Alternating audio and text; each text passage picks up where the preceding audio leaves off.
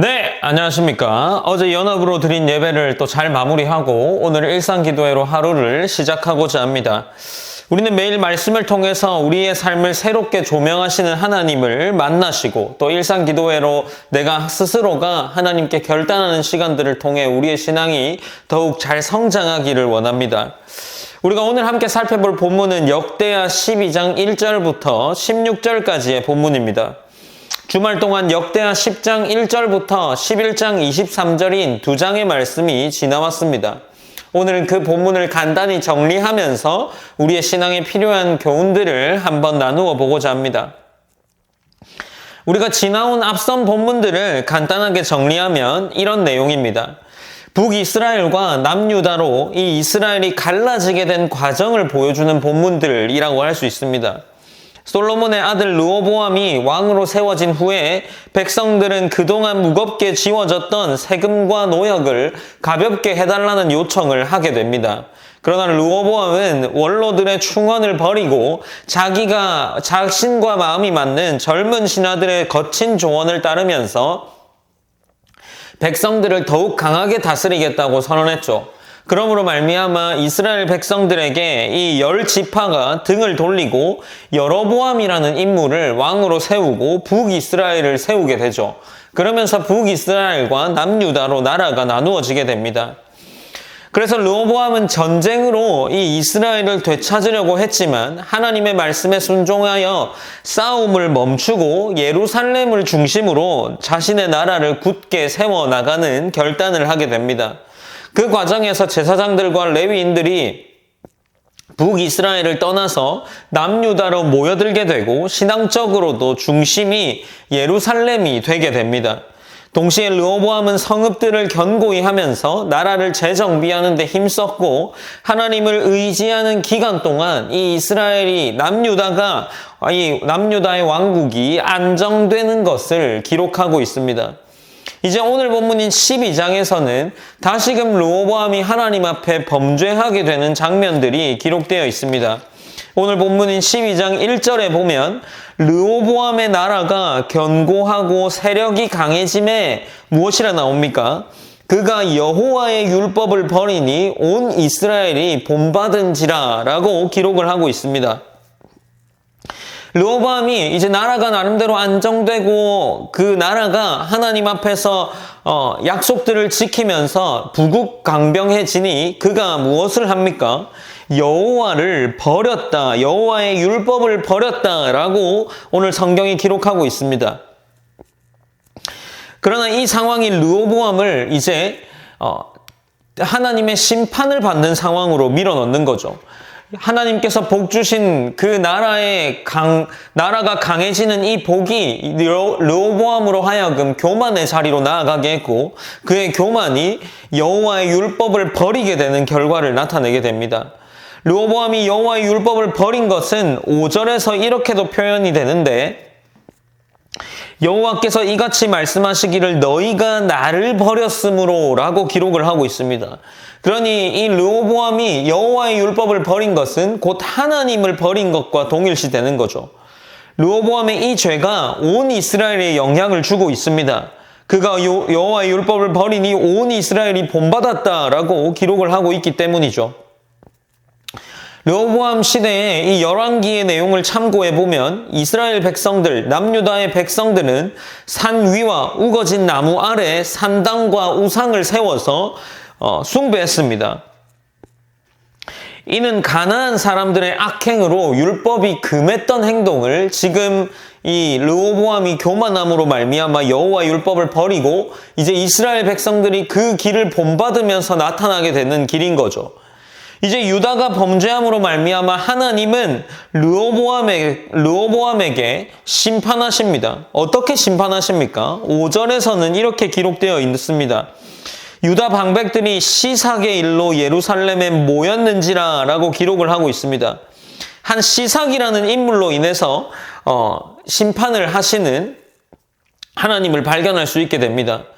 이집트 사람이었고 이집트의 왕이었고 시삭이라는 이 이집트의 왕을 통해서 하나님이 유다를 심판하십니다. 르호보암이 하나님을 버렸고 이제 이들은 하나님 앞에 큰 징계를 받게 되는데 이집트 왕 시삭은 병거 1200대, 마병 6만 마리, 그리고 리비아와 쑥과 구스 출신의 보병들을 합친 연합군을 이끌고 이스라엘, 이 남유다를 침략해서 예루살렘을 위협합니다. 앞서 기록한 대로 예루살렘이 위협을 받자 이 이스라엘 백성들은 하나님 앞에 다시금 돌이키고자 하는 마음들을 보입니다. 6절에 보면 이에 이스라엘 방백들과 왕이 스스로 겸비하여 이르되 여호와는 의로우시도다 하매, 그리고 7절에서 그들이 스스로 겸비함을 본 여호와가 회개했다는 말인 거죠. 여호와가 그들을 다시금 하나님의 백성으로 받아주시고자 하는 그러한 표현들이 기록되어 있습니다. 그러나 그들은 징계를 받습니다. 7절에 보면 그들이 스스로 겸비함을 보신지라 여호와의 말씀이 스마야에게 임하여 이르시되 그들이 스스로 겸비하였으니 무엇이라 말합니까? 내가 멸하지 아니하고 저희를 조금 구원하여 나의 노를 시삭의 손을 통하여 예루살렘에 쏟지 아니하리라 라고 이야기합니다. 그러니까 예루살렘을 심판하시고 징계하시는데 완전히 멸하지 않겠다라는 거죠. 그들을 조금 구원하여 나의 노를 시삭의 손을 통하여 예루살렘에 쏟지 않겠다라고 기록을 하고 있는 겁니다. 징계 속에서도 그들이 스스로 겸비함, 하나님 앞에 회개할 때 그들에게 조금의 자비가 베풀어지는 장면이 기록되어 있는 겁니다. 이집트의 침략에도 예루살렘이 완전히 무너지지 않은 것은 그들의 회개일 수도 있겠지만 한편으로는 하나님이 다윗 언약에 따라 긍휼을 베푸신 결과로 이해할 수 있습니다. 그러나 우리가 기억해야 할 것은 무엇입니까? 징계하심은 분명하다라는 거죠. 애굽왕 시삭은 예루살렘에 올라와서 성전과 왕궁의 보물들을 약탈합니다.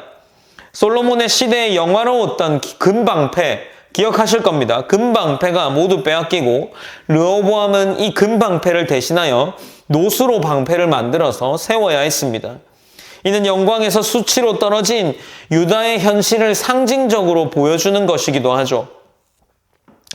중요한 것은 르호보암과 유다가 겸비함, 스스로 하나님께 회개했기 때문에 하나님은 그들을 완전히 멸하지 않으셨고 어느 정도의 회복의 길을 열어두셨다는 것을 기억해야 합니다. 본문 12절에서는 이렇게 기록하는데 르호보암이 스스로 겸비하였고 유다의 선한 일도 있으므로 여호와께서 노를 돌이키사 다 멸하지 아니하셨더라 라고 기록을 하고 있는 겁니다.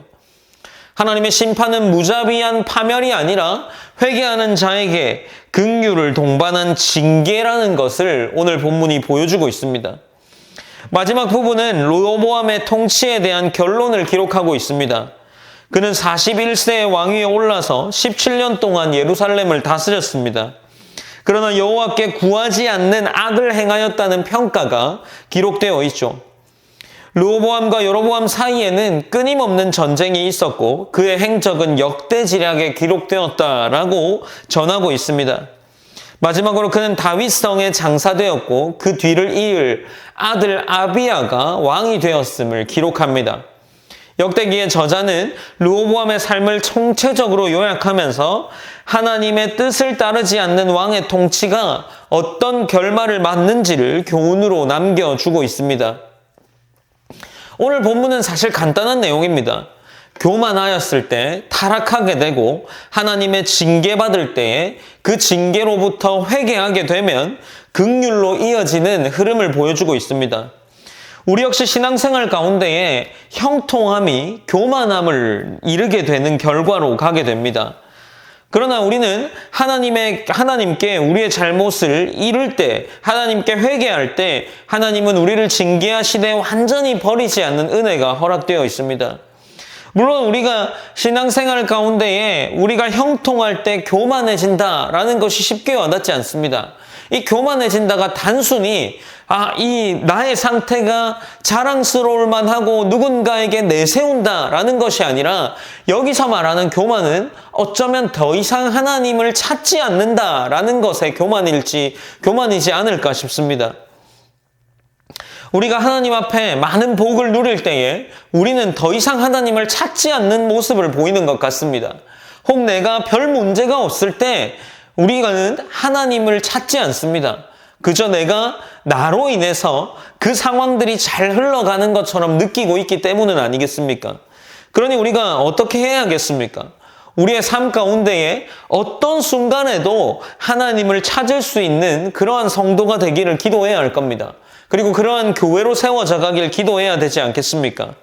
그래서 우리가 오늘 말씀을 붙잡으면서 함께 기도했으면 하는 것은 내가 하나님 앞에 어떤 상황 가운데에도, 형통함 가운데에도, 혹은 부족함 가운데에도 여전히 하나님을 찾을 수 있고 하나님을 찬양하고 고백할 수 있는 그런 성도가 되기를 기도했으면 좋겠습니다. 그리고 두 번째로 하나님의 신호에 즉각 반응할 때 하나님은 우리를 구원의 길로 다시금 회복의 길로 이끌어 가십니다. 우리가 그러한 영적 민감함을 가질 수 있는 성도가 되기를 기도했으면 좋겠습니다. 제가 기도하고 오늘 일상 기도회를 마무리하겠습니다.